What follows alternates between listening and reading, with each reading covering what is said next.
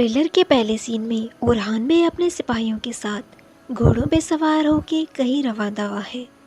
دوسرے سین میں اورحان بے اپنے الپس کے ساتھ نئی فتوحات کی منصوبہ بندی کرتے ہوئے کہتے ہیں، یہ جگہ چنارلی گاؤں ہے جو کاراسی اغلو کی حدود میں ہے اور یہی ہمارا اگلا ہدف ہے۔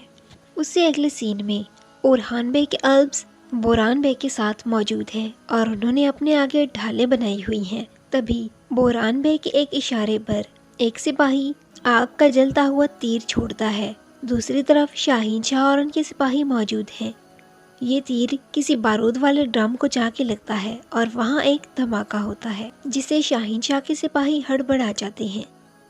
اگلے سین میں شاہین شاہ غصے میں ہے اور دمیر خان سے کہتے ہیں، وہ غدار جسے تم اپنا بھائی کہتے ہو وہ ہمارے دشمن اورحان کا سپاہی بنا ہوا ہے، جس کے جواب میں دمیر خان غصے سے آگ بگولا ہو جاتے ہیں اور کہتے ہیں، اب میں اسے زندہ نہیں چھوڑوں گا۔ اس سے اگلے سین میں اسپورجا کی شادی کی تیاریاں شروع ہیں۔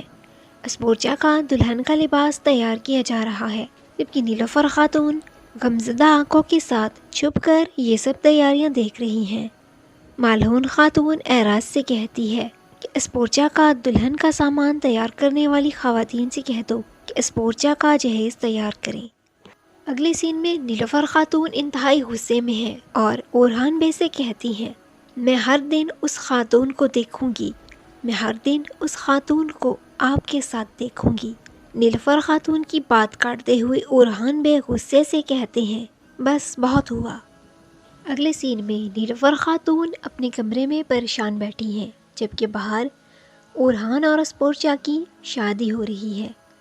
اگلے سین میں مالہون خاتون اسپورجا سے کہتی ہے، تمہیں صبر سے کام لینا ہوگا، اس محل میں کوئی تمہیں تمہاری جگہ نہیں دے گا بلکہ تمہیں خود ہی اپنی جگہ چھیننی ہوگی۔ اگلے سین میں اورحان بے جیرکوتائے کے ساتھ گھوڑے پر سوار ہو کے کھڑے ہیں۔ سامنے شاہین شاہ کھڑے ہیں جو کہتے ہیں، وہ محل جس میں تم جا بسے ہو وہ فتح نہیں بلکہ تمہاری قبر ہے۔ اگلے سین میں نیلوفر خاتون انتہائی غصے میں ہے، انہوں نے اپنے ہاتھ میں اپنا بچہ اٹھا رکھا ہے اور غصے سے اسپورجا سے کہتی ہیں، مجھ سے اور میرے بچے سے دور رہو۔ اگلے سین میں دمیر خان شاہین شاہ سے کہتا ہے کہ غدار کو غداری کی قیمت چکانی ہوگی، اور پھر ہم دیکھتے ہیں کہ درسن کو ایک پنجرے میں قید کر کے دمیر خان برسا سے لے کے جا رہا ہے، جبکہ حلیمہ آنکھوں میں پریشانی لیے درسن کی جانب دیکھ رہی ہے۔ اگلے سین میں ہم دیکھتے ہیں کہ ژیگیت نے اپنے ہاتھ میں ایک تیر کمان اٹھا رکھا ہے اور اس نے یہ تیر فلاویوس پر تانا ہے۔ فلاویوس پریشانی کی حالت میں فاطمہ کی جانب دیکھ رہا ہے، لیکن فاطمہ خاتون چہرے پر ایک مسکان لیے فلاویوس کی جانب دیکھتی ہے، جس کا مطلب ہے کہ ژیگیت ایک بار پھر سے فاطمہ اور فلاویوس پر حملہ کرے گا۔